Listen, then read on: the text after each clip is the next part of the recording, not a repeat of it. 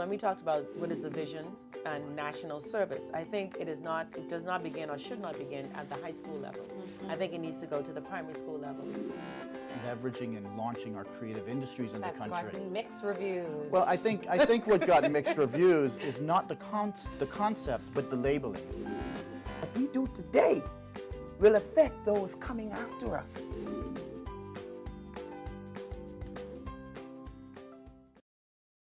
Good evening, Bahamas. You're tuned in to MB12, broadcasting from Cable 12 Studios on Robinson Road. Coming up tonight in news, ICS Bahamas defending its management of the ankle bracelet system. So is the former Minister of National Security. The Kofi Goodman trial wrapping up. The BCPOU says no to Digicel possibly entering the local market, plus how salt can actually be good for your health. We've got those stories and so much more coming up. I'm Paige McCartney, and MB12 starts right now.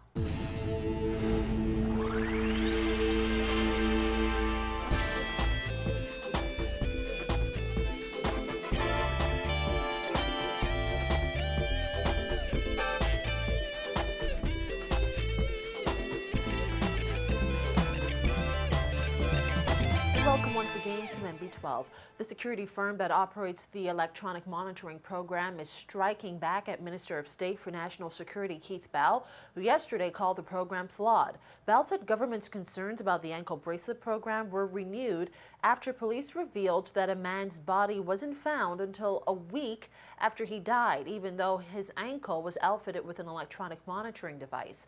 The CEO of ICS Security Concepts insisted today that Bell's comments have no foundation and made it clear that ICS has no problem dropping the multi-million-dollar contract with government. Vonique Toot reports.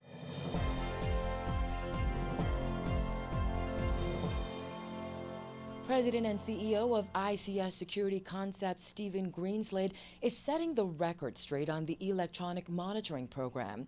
Though he could not go into detail about Anthony Foxroll, whose decomposed body was discovered near the South Beach Canal on Monday, Greenslade said he is satisfied his team followed protocol.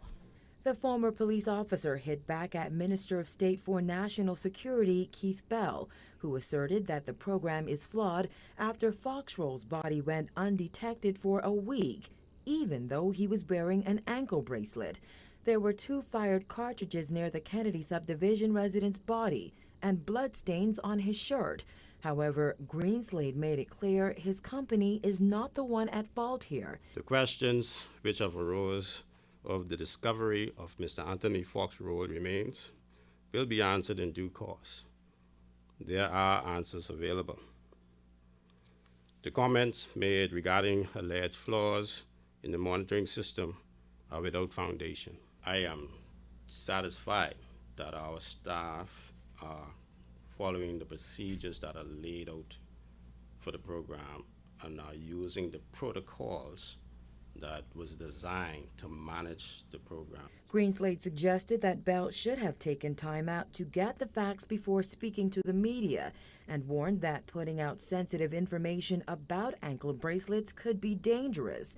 As for Prime Minister Perry Christie's suggestion that government might have to find another company to monitor offenders wearing ankle bracelets, Greenslade says that's fine with him. I will defend the reputation of my organization at all costs, and that includes letting this contract go. He says the technology used by the 19-year-old company is the most efficient in the market. Since the Ingram administration signed a contract with ICS in late 2010, Greenslade estimates that 4 or 5 offenders outfitted with ankle bracelets have been murdered. However, he pointed out that it's not designed to protect offenders from bullets, despite Bell's assertion that the number of people who have died while being monitored is totally unacceptable. We did not issue the offenders with bulletproof vests or armor protection. Those that fell victim to crime, God rest their souls, were unfortunate circumstances. But an ankle bracelet is not designed to stop a bullet or brace against the attack of a deadly weapon. Though ICS cannot see what they are doing, Greenslade says they know where offenders are and immediately report suspicious activity to police. However, he says there is a major misconception that ankle bracelets will stop people from committing crimes. Someone being monitored could walk right outside their house or their door and commit a crime in their zone. The positive to that is the police will be able to determine that they committed that crime after weighing all the circumstances or compiling all the evidence. However, he stated confidently that if his company were also in charge of responding to illegal activities by monitored suspects, none of them would be able to cut their bracelets. The firm's contract with government is valued at $2.7 million a year. Greenslade says he has already reached out to officials at the Ministry of National Security and hopes to meet with both ministers to discuss this matter and the way forward. Reporting for MB12, I'm Vonique Toot. Well, despite Monday's incident, former Minister of National Security Tommy Turnquest says he's not convinced the electronic monitoring program is flawed. However, he suggested that someone should be made to explain how a dead man was discovered a week after he died, even though he was wearing an electronic monitoring device. He said there should be consequences for the party responsible. The Minister of National Security asks ICS on each of these incidents, give me exactly where this person being monitored was. At relevant times, they're able to go back in their system and do so. If ICS is not able to provide that information to the minister, then they should be fired. Now, I personally believe that they can provide it, but if they can't provide it, then they should be fired. If they provided the information to the police and the police didn't respond, then someone on the force should be fired. While Bell suggested yesterday there's a problem with the technology brought to the Bahamas, he said there was clear evidence that the ankle bracelet used had some fundamental flaws, allowing people to cut them off and drop off the grid. However, Turnquest says when he was National Security Minister, he saw firsthand the benefits of the state-of-the-art system and its ability to detect breaches.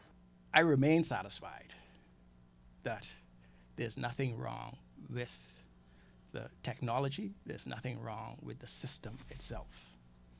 There has to be something wrong with either the monitoring or the response. And Turnquest also put Keith Bell on blast today, asserting that he should have met with ICS and police officials to get the facts before pointing fingers. Instead, he says Bell chose to play politics. Bell is very political. He needs to concentrate more on doing his job than making political statements. That's what he needs to concentrate on doing. In fact, I don't know what he does all day, but whatever he does all day, he needs to concentrate on national security and leave the politics alone. There's no election right now. I think he's just being political because ICS was contracted by the Ingram administration. In 2010, the Ingram administration awarded a contract to ICS and Utah-based firm Secure Alert after what Turnquest called an exhaustive bidding process. While the 3-month trial of Kofi Goodman, accused of killing 11-year-old Marco Archer back in 2011, is nearing its end, as attorneys gave their closing arguments today, Christina McNeil was in court and she filed this report. It's just a matter of time now before the case of murder-accused Kofi Goodman is handed over to a jury. Attorneys for the defense and prosecution made their closing arguments today, explaining why the jury should either find Goodman guilty or acquit him.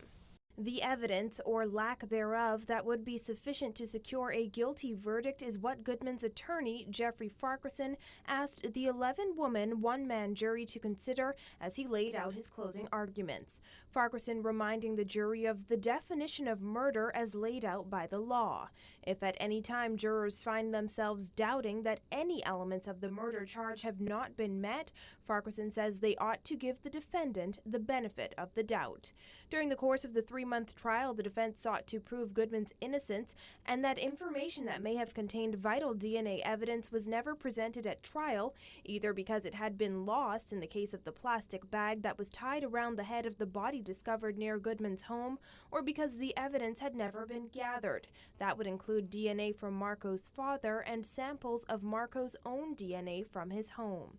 Farquharson urged the jury to acquit Goodman, adding that the prosecution is seeking to use the jury as a weapon to kill an innocent man. But the trial heated up as the prosecution began its closing submissions, led by Deputy Director of Prosecutions Garvin Gaskin. Gaskin contended that it could be no coincidence that Marco, a boy from Baintown, was found dead and unclothed near the home of an adult he was not related to, and Marco's clothes were found with Goodman's DNA on them in Goodman's garbage.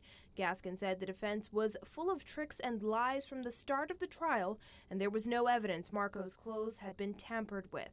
Goodman stood to his feet in court, exclaiming he would rather excuse himself from the remainder of Gaskin's closing arguments and wait in the police station over listening to someone call him a murderer. Goodman was excused from the court as Gaskin continued his arguments, asking the jury to consider the circumstantial evidence in the case. He said, "Where there is smoke, there is fire," but in this case, Gaskin says, "Where there was a fire, there is smoke." Gaskin asked the jury to find Goodman guilty as the evidence is powerful. Justice Bernard Turner will begin his summation for the case Thursday. For NB12, I'm Christina McNeil.